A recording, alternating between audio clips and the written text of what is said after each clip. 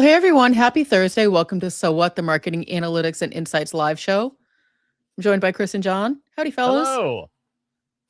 Thankfully, our pre-show ramble is not recorded anywhere because it is nonsensical, not to like be all mysterious, but it occurred to me while the credits were rolling to start the show. I was like, we don't need to be talking about any of that publicly.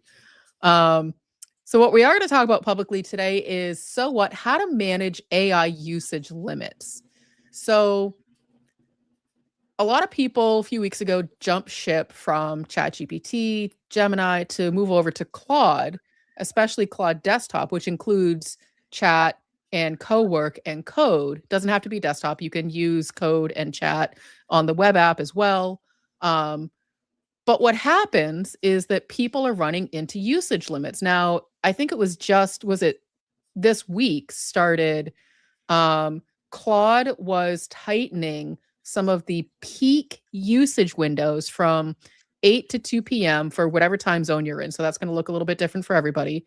And basically, they're like, this is when people are using our systems the most. So you are stressing our systems out. So we are going to make it undesirable for you to be working on Claude during those times. But when you can work is when you should be sleeping. And for a lot of people, that does not work because they're sleeping.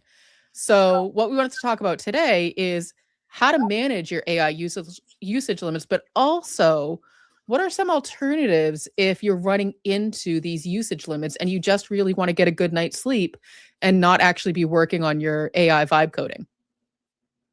So, Chris, where should we start? Well, I think we should start actually with what you do in Claude Cowork, because let's say, so there's a few different scenarios here, and we should probably start talking about what the usage limits are first, because that's important.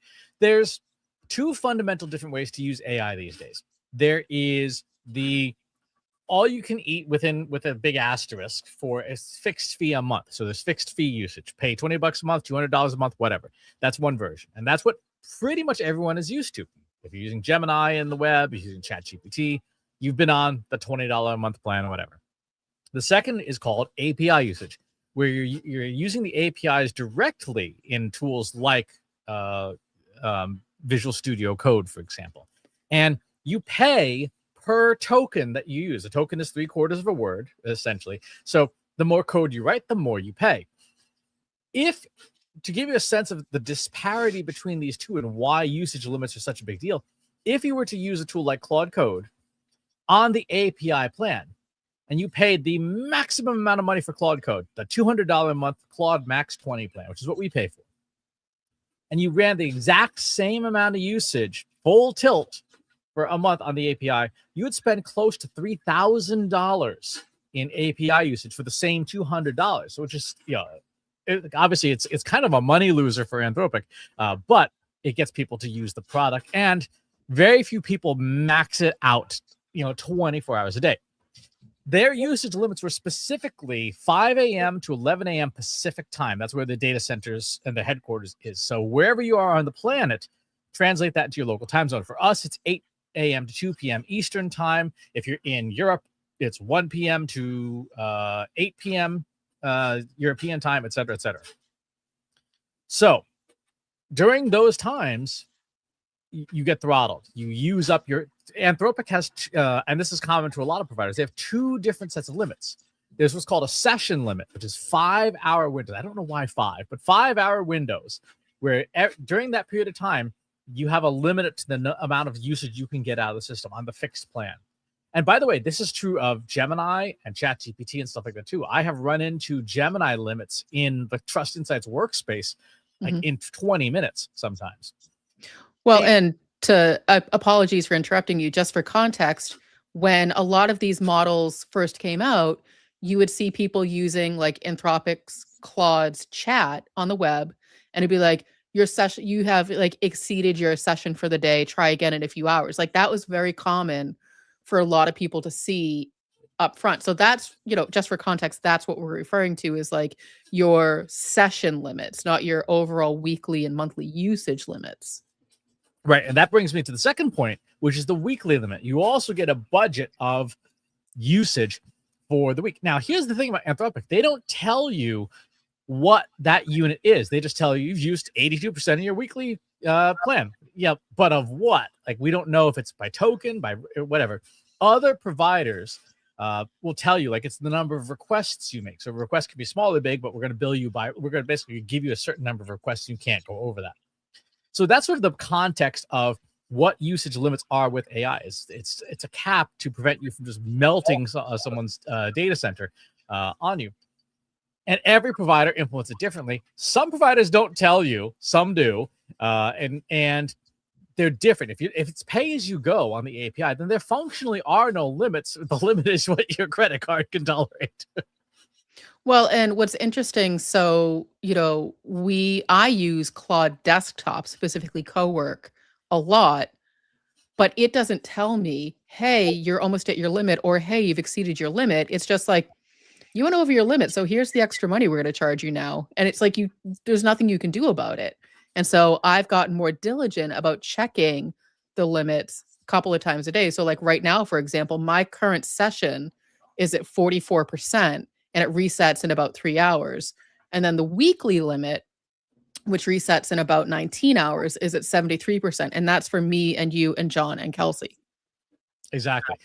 In fact, let's just do a very quick tour to show where some of these limits live in case people aren't familiar.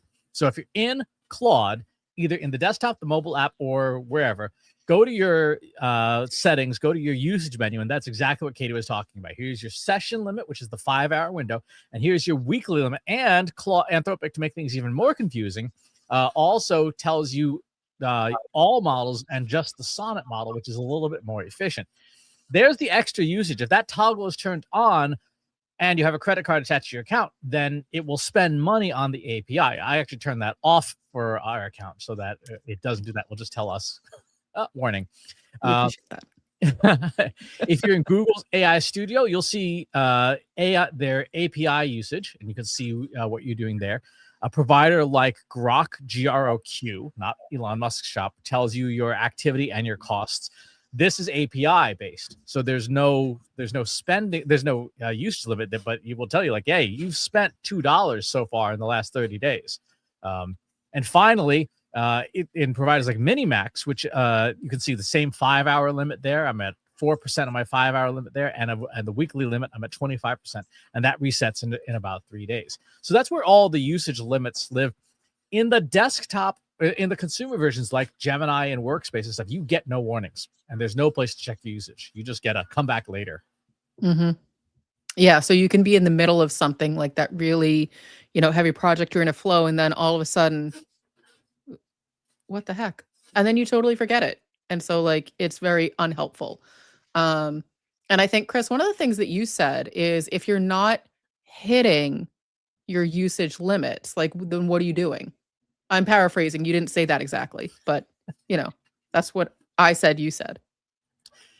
And that's it's sort of a game that we play every week with our accounts, is to say, okay, well, we've paid for all of this usage, and if its reset is in 22 hours and we're at like 16% usage, you're like, well, better use it somehow. Hey, let's write a murder mystery. Well, I think the way for it to resonate with people, think of it like PTO. It's use it or lose it. And nobody wants to lose their PTO. So they're going to start squeezing in all those days at the end of the month, which is really annoying to your manager, but it's your time. Exactly. So there's 3 things that you should be doing to manage your AI usage limits. The first one Kate is going to talk about, which is intelligent planning, like planning ahead to deciding when to do things. The second is command line interface tools, which we'll talk about. And the third is drop-in replacements for some of the different tools, alternatives to look at. So Katie, let's start with you on intelligent planning first. Maybe you don't want to change providers. Maybe you don't want to juggle all technology, and you still have this planning limit. What do you do to get around those limits, knowing that there's periods of time when, you're going to burn your session limit if you do stuff during that time? So I'm going to shock you all. Ta-da! It's the 5P framework. I am a project manager at heart, and everything I do starts with, what am I doing? What is the purpose of this thing? Who's involved? What is the process? Process is huge. I wrote a post about this the other day because the amount of work that I've gotten done in the past month is 10x what I've been able to do previously. But that's because everything has a clear process. And so I'm able to produce more while not burning up the usage because I'm not sitting there trying to figure out this, that, and the other. What are the platforms? So for every project, it's likely bringing in Google Analytics data or HubSpot data or other, research or, stuff from the Trust Insights website or whatever. And then the performance, what is the output meant to be? I always start with a plan, and you're like, that is just my default state. So I'll, boot up a new Claude Cowork instance on the desktop app. And I'll say, I have all of these things. I'm thinking about this thing. Before you take any action, let's make a plan, because I want to make sure that it's what I'm after. It's what I'm looking for. But I mean, this is true of like anything you're doing in software development or in marketing or in operations. You should have a measurable plan first that has a very clear, repeatable process in it, so that if you want to do it more than once, you can do it more than once, and you can create high quality things at a high volume. And that's, so when Chris says intelligent planning, that's what I'm doing. And so over this past weekend, I actually developed a plan to fix up as much of the technical SEO on the Trust Insights website as we could, because, we're a small team. It's the three of us plus Kelsey, and we don't have time or the resources to dedicate to that stuff, even though we know it's important. So I took the site issues from our SEO tool. I just exported the data, and I put together a plan with Claude Cowork, and we came up with a 4-part, let me see what it was. It was 4 parts, 4 phases. It was phase 1, critical errors, phase 2, structural issues, phase 3, content meta, and phase 4 was maintenance. And I was like, this is great. And that probably took me about 20-ish minutes to put that plan together with Claude Cowork. And I was like, I don't want to do this now. I wanted to be able to run it overnight. So I said, let's come up with scheduled projects. And so it took each project plan and made its own sort of task. It's a task within Claude Cowork. It made its own project and basically said, all right, whenever you're ready to run these, hit run, or you can schedule it to run at a certain time. I personally chose to run them myself, knowing that I would need to be able to give permissions and that kind of thing. But I could set up at 7:00 on a Saturday night, give it the permissions, and then it just runs on its own. When I wake up the next morning, it's done.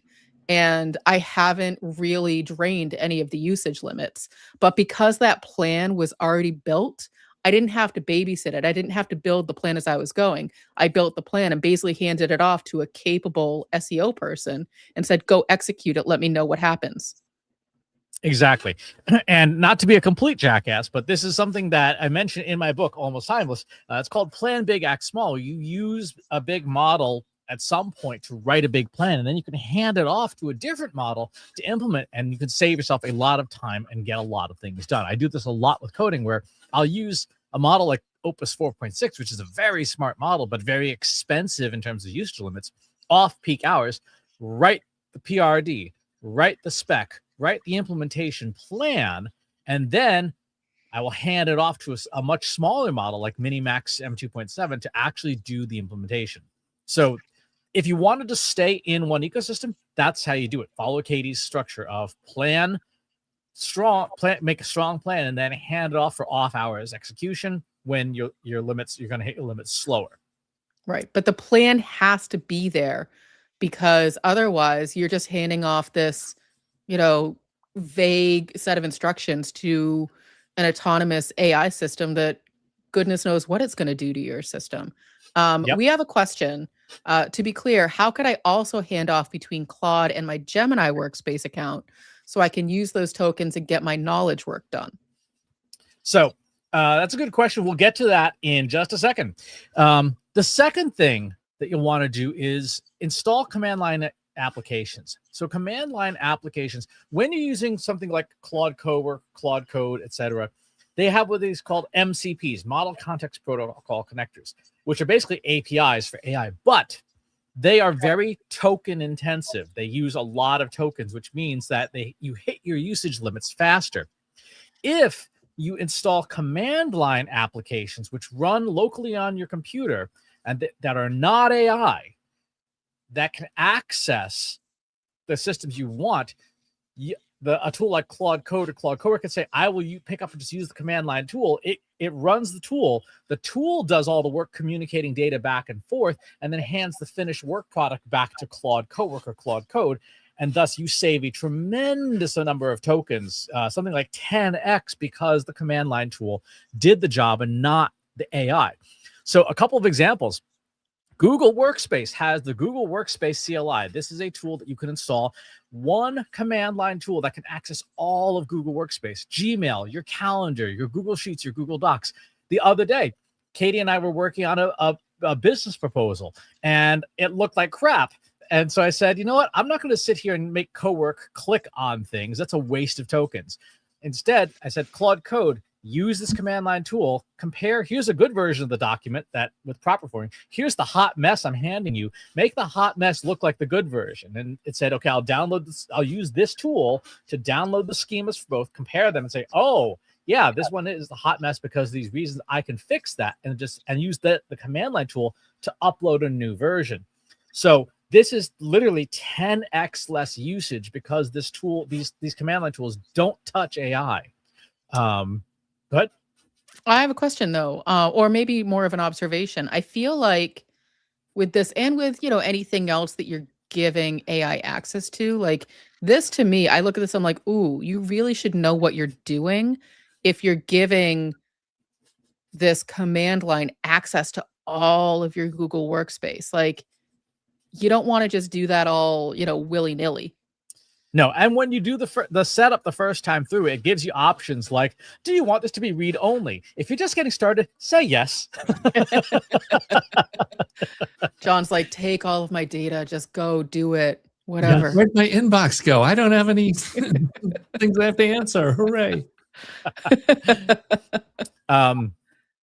Another example, I was working on an MCP server for WordPress for the longest time. And then I realized, why am I doing this? It's completely stupid.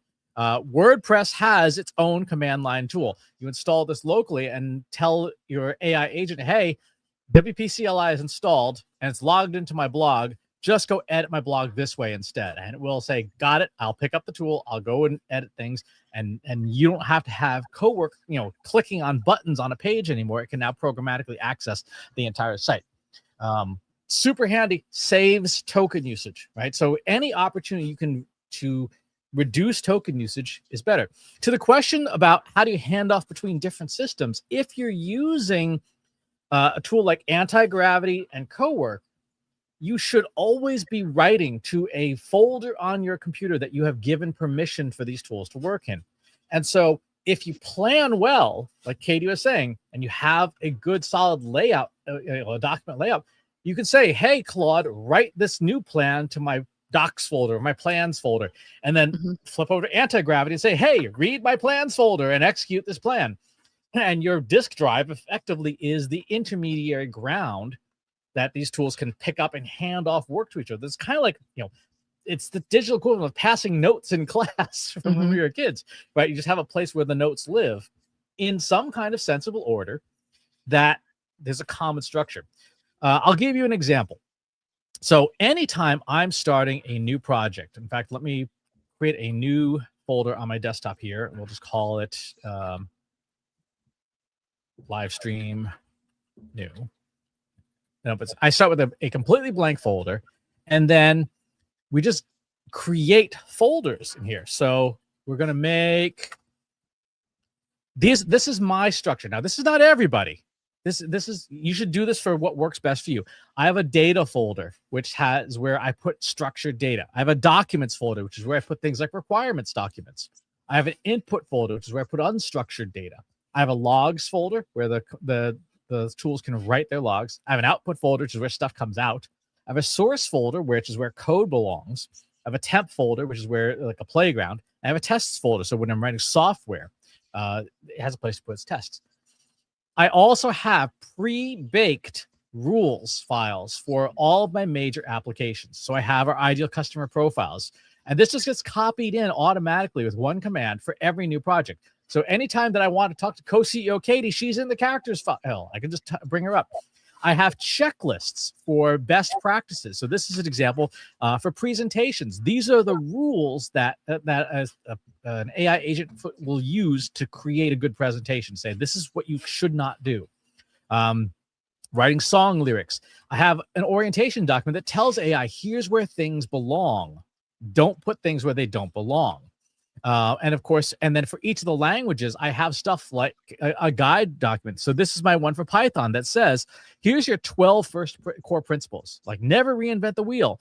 If there's an existing Python package, don't write a new thing. Just use the one that already exists. It's stupid to rewrite. Again, stuff like this cuts down on token usage because it's already pre-baked, it's already proven, and you're giving it known good rules. So it doesn't have to think as hard. It can say, I understand what you want me to do. So the second and third principles of managing AI usage limits is use command line utilities, use non-AI tools as much as you can, and have good governance internally, even at the personal level. This is something I used to hate to do, but since I figured out how to automate it with Katie's guidance, it's now just baked into the process.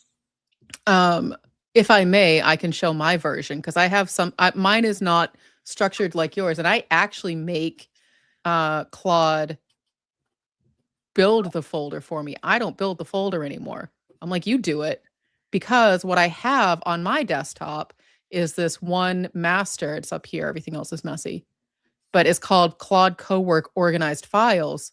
And I just give Claude access to this one master folder. Every project I've ever worked on is in here.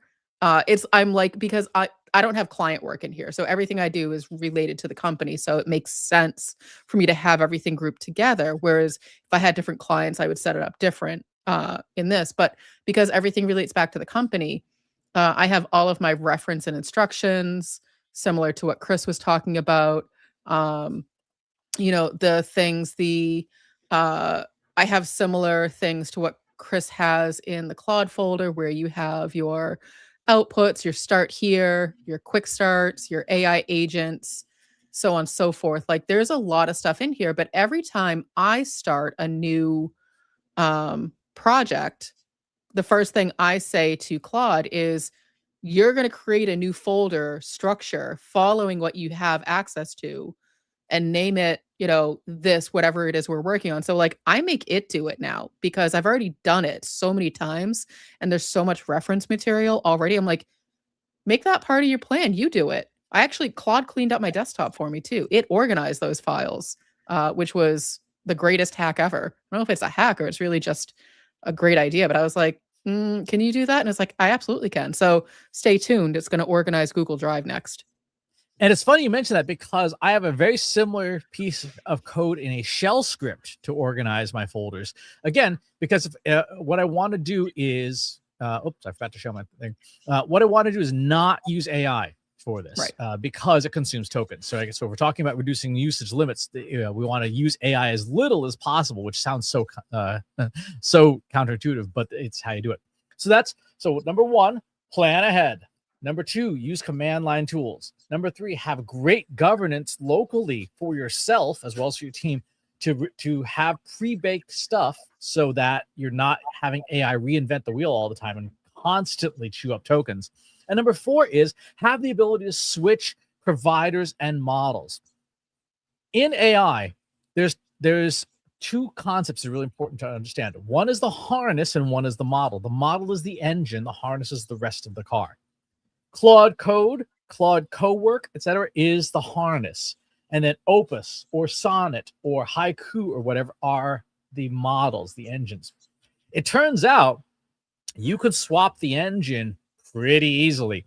And Anthropic has its own dialect in the same way that, if you've ever worked with OpenAI APIs. Oh, there's an open AI dialect that was sort of the standard in AI for a very long time. Well, Anthropic has their own dialect that Claude Code and Claude Cowork speak. Other providers are saying, we now offer that dialect. You can use that dialect in addition and seamlessly swap your tools. So in Claude Code, one of the things that you can do in Claude Code is you can edit the settings file to switch to a different provider. You keep your Claude Code the way you like it, with all your skills and all your plugins, and you just change the provider in the settings.json file. And one of the providers that I use is Singapore-based Minimax. So Minimax M2.7 that model is about as smart as Opus 4.5, so the previous generation, which was the hottest thing since sliced bread until January when Opus 4.6 came out. A model that's as smart as Opus 4.5 but is dirt cheap is amazing to use. And Minimax offers what they call, a coding plan. They call it the token plan. You can see here in Minimax, there's my 5-hour usage window, which I've used. They tell you, like, you've used 23% of this 5-hour window. I've put 1,000 requests through, and then your weekly limit is, which resets in about 3 days, 12,000 out of 45,000 use.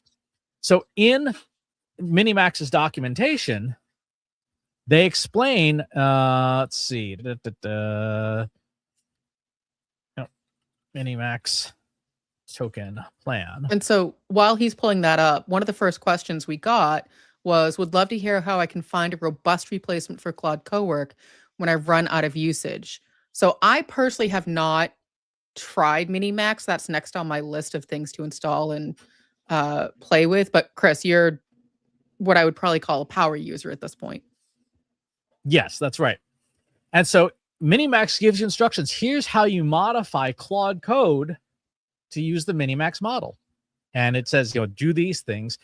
Again, this is something that for myself, because I don't want to use AI to do this, and I don't want to just be constantly flipping back and forth to do this, I had Minimax and Claude build me a little utility. And the little utility just takes the settings and it swaps them back and forth to say, like, okay, you switch, because Minimax has high usage hours too. Their high usage hours are typically between 8 a.m. and 6 p.m. Singapore time.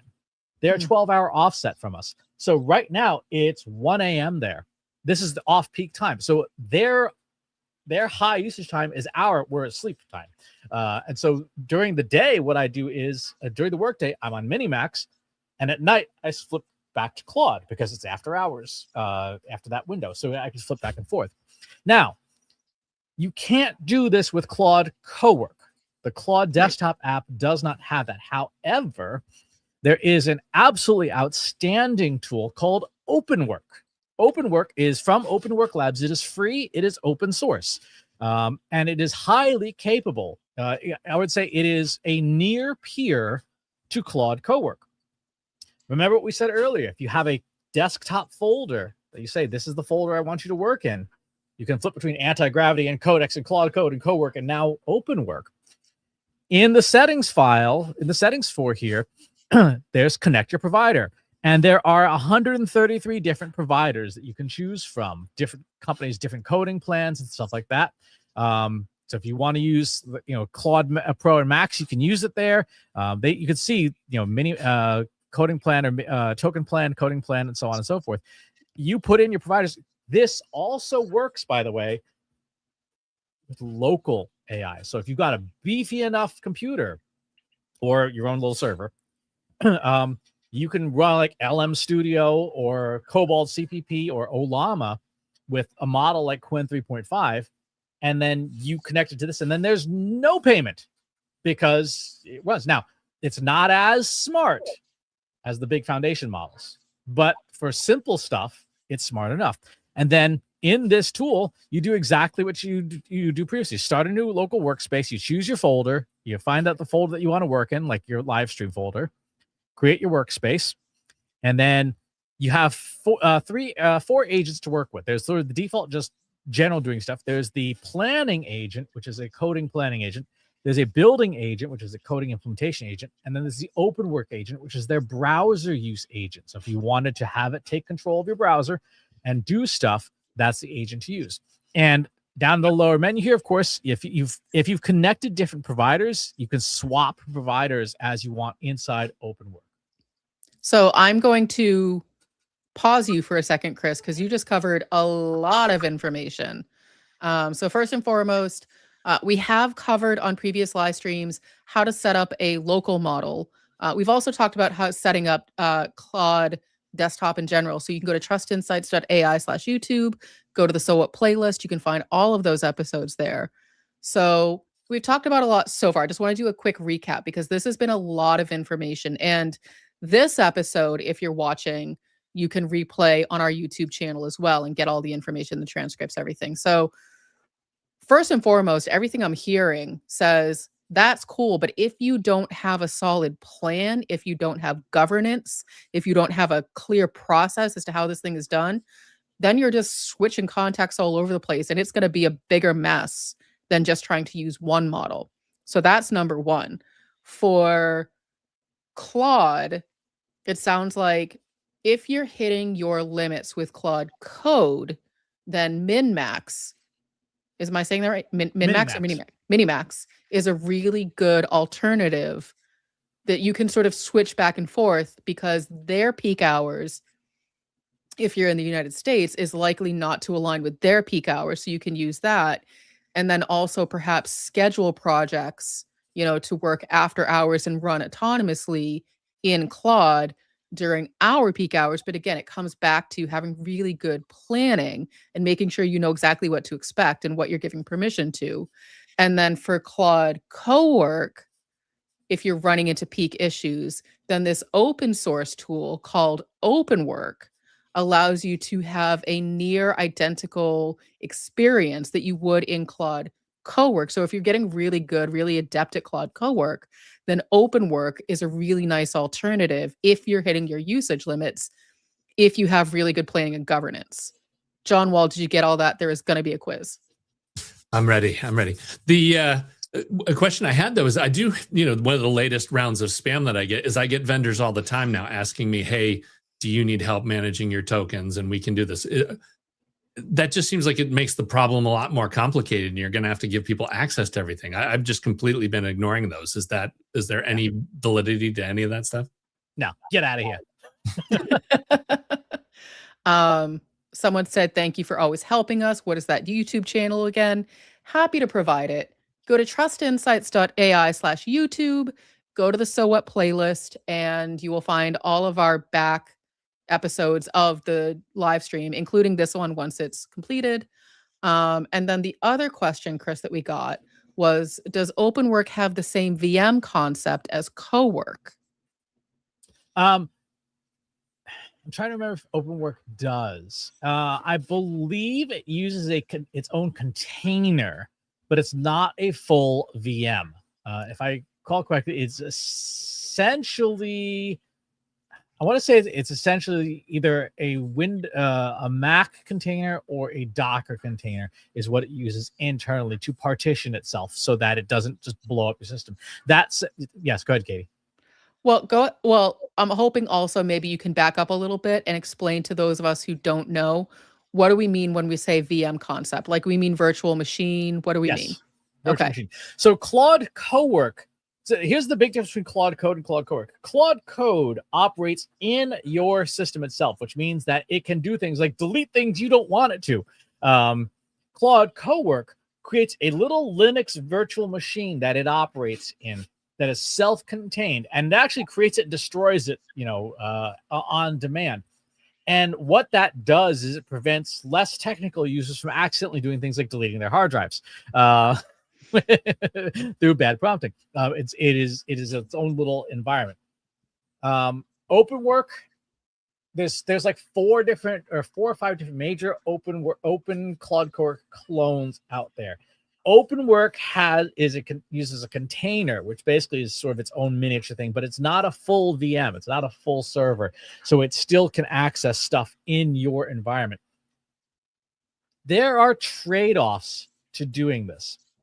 And the trade-off is this: it makes it harder to run things like command line utilities from inside of a Claude Cowork or inside of an OpenWork inside of its container, because it doesn't have access to the local tools installed on your computer. So you have to provide that as part of like skills and things like that to simulate it where possible. Whereas Claude Code can directly access the file system, which is much more dangerous, but also much more powerful because it can directly talk to local apps installed on your machine and pick them up and use them if you give it permission to. Again, with the caveat, not great for experimentation, excellent if you know what you're doing, excellent if you have a plan. Highly recommend starting with the Trust Insights 5P framework. The goal of the 5P framework is to help you like outline a plan either really quickly or more in depth. But if you're just starting with these tools, use the 5P framework to say, what are the different things I need to think through? You can even give the 5P framework to the AI that you're using and say, help me think through a plan with this structure before we change anything, before I give you access to stuff, before you go off and running. I love how well the autonomous feature in Cowork works, because I've been doing things like giving it access to our website to let it, do all of those technical SEO fixes. I'm not going to stay up until 3 a.m. doing it, but Cowork doesn't care what time it is. So like making sure you have that plan in place so that when you give it the autonomous access and it just does things and clicks buttons, it's not going to do something that you're like, oops, I didn't have a backup of my website. Guess I got to start from scratch. Like, you never want to be in that position. Exactly. OpenWork supports, as does Anti-Gravity and Codex, supports the skill format. So if you've built skills in Claude Cowork, you can copy paste them, sometimes literally, into OpenWork. So like, for example, we have the Trust Insights brand style guidelines and the slide maker and our landing page refresh plugins that we've made for ourselves. Those you can copy and paste into the OpenWork environment, and then it will be able to use them as well. If you are a technical yes, go ahead, Katie. Sorry, I don't mean to keep interrupting, but it reminds me of questions that have come up. So I got this question from a friend the other day when I was sharing sort of some of the work that I was doing, and she was asking about the file type for skills. So a lot of our files default to markdown files, so .md. And then she was like, well, my Claude Cowork is just making them as .skills. And I couldn't give her a good response other than I could be wrong, but I feel like it's easier to switch or to share a markdown file between systems than it is necessarily to share a skills file between systems. But I don't know that that's true. So the architecture, there should be in each folder have a file called skill.md. They're all markdown files. Okay.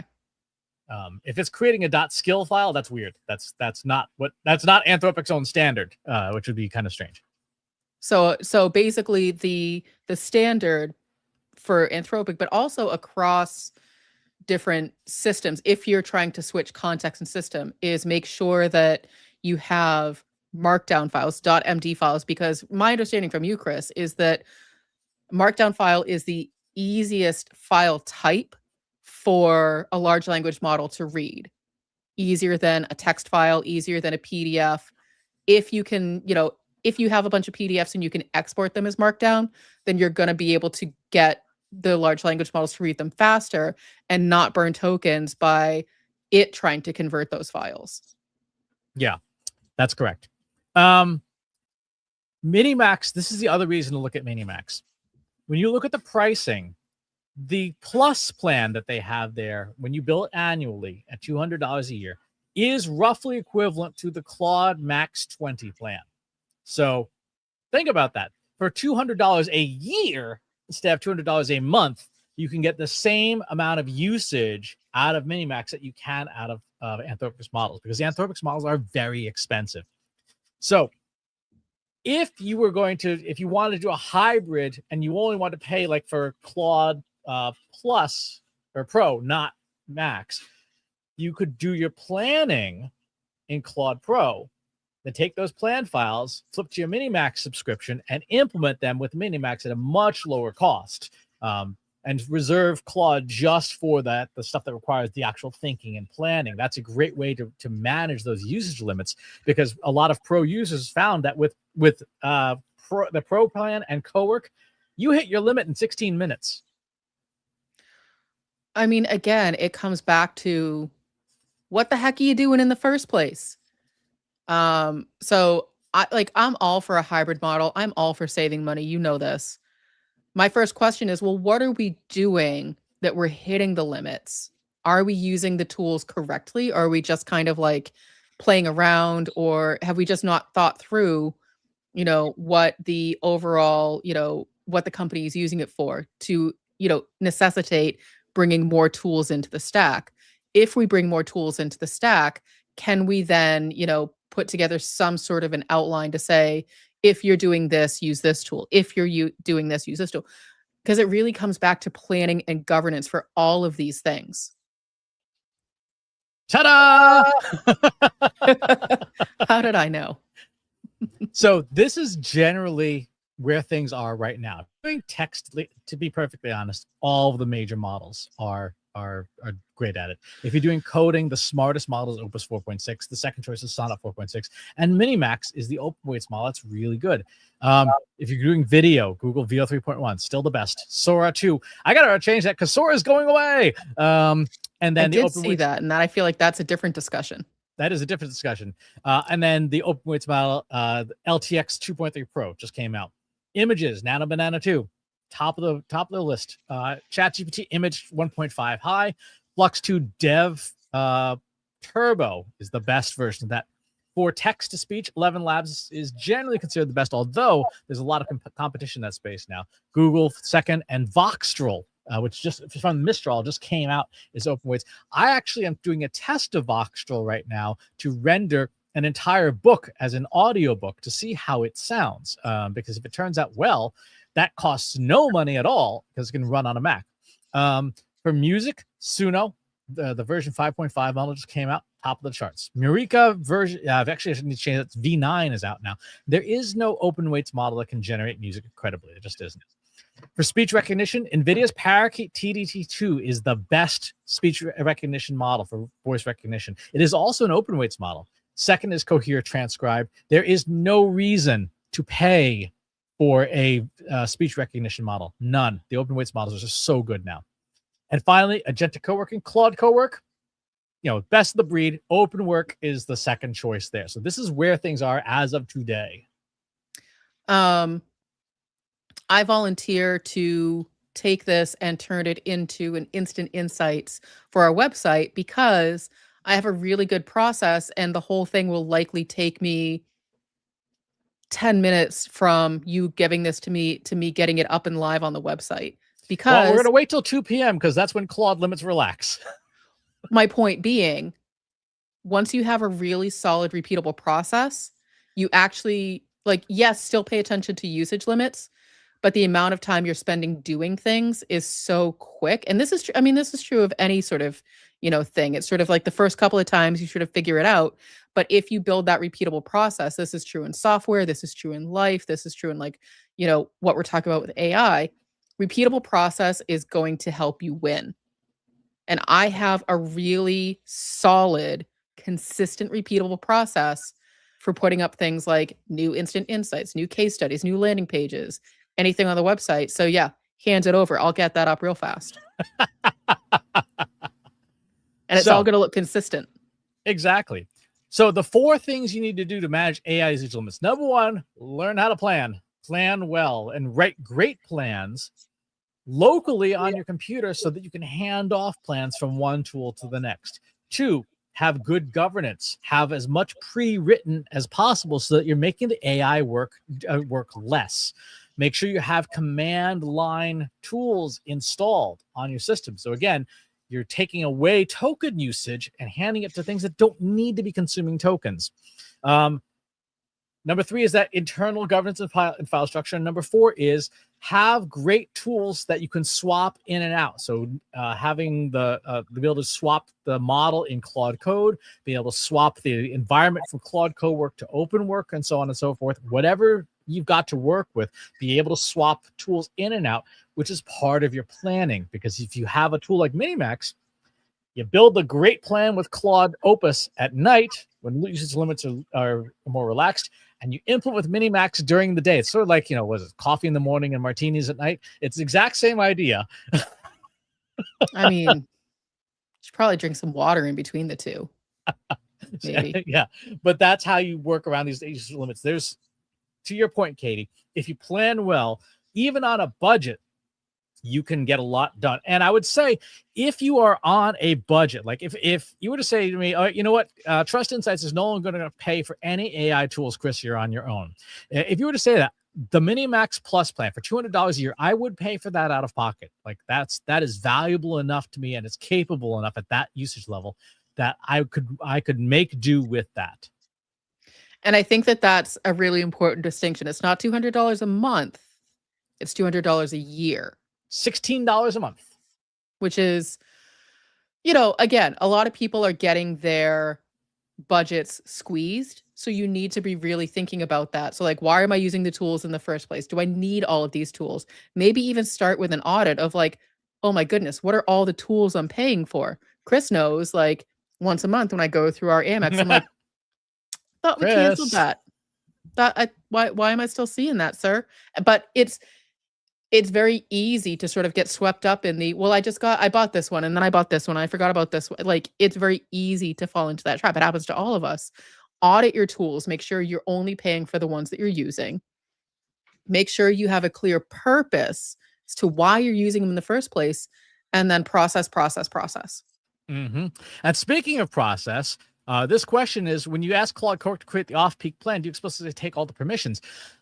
No, because you never want to say, hey, you don't want to use YOLO mode. YOLO mode goes very badly. Instead, I built a skill that says, here's the PRD, here is the spec, here is the permissions file for this environment. Alter the permissions file to permit as many safe operations as possible. And it will go in and it will rewrite the permissions file to say, you want to read, you want to search the web, you want to do this, you're allowed. You don't need to ask the user for it. So it stops the asking for permission every 6 seconds. That skill, which you can build in the Claude or the tool of your choice, can then change the permissions. But you've got to have the PRD and the spec first, because it doesn't know what to permit until you have those two documents. And to Katie's point, it doesn't just have to be code. I write PRDs and specs now for everything because it's easier to do that and then hand it to the rest of the ecosystem to execute on. And I personally, I don't have that skill that Chris has, that he has built in, that does the permissions. We know I'm the most risk averse person on our team. So I still set up the project and manually grant the permissions. But once that's all set, the autonomous project is off and running. But I still like to do that double check, me as the human. So it really comes down to, how complex your project is, what it needs access to, and your comfort level with risk. So John, what's the first thing you're going to do? The first thing I'm going to do, I got to load Claude Cowork and get it to work. I have the DMG on my desktop, so I am at like square one. All right, John, we're gonna work on this with you. We're gonna get it set up, because I'll share with you offline what I've been working on that does affect you. Yep. The question about the PRD permissions thing. Yes, I put it in our free Slack group, Analytics for Marketers. If you go to trustinsights.ai/analytics for marketers, you'll go in there, and there's a link to the GitHub repo if you want that to that particular skill, because it's pretty straightforward. So. All right. We covered a lot. Again, highly recommend, if you want to know what we covered. If this was a lot, it was a lot for me, and I was in it. Go to trustinsights.ai/YouTube. Not right this second, but in a little bit, we'll have the YouTube video up on our So What playlist, and you can get the transcript and all the things that we covered, including Minimax, OpenWork, which I'm actually going to probably install over the next couple of days, because I'm curious to try that. I'm a Claude Cowork heavy user, so I need to sort of see what the alternatives are. And then yeah, make sure you have a plan, some good governance, and apparently a cup of coffee and a martini. Exactly. Coffee in the morning, martinis at night. All right. Thanks for tuning in, folks, and we'll talk to you on the next one. Thanks for watching today. Be sure to subscribe to our show wherever you're watching it. For more resources and to learn more, check out the Trust Insights podcast at trustinsights.ai/TI podcast and a weekly email newsletter at trustinsights.ai/newsletter. Got questions about what you saw in today's episode? Join our free Analytics for Marketers Slack group at trustinsights.ai/analytics for marketers. See you next time.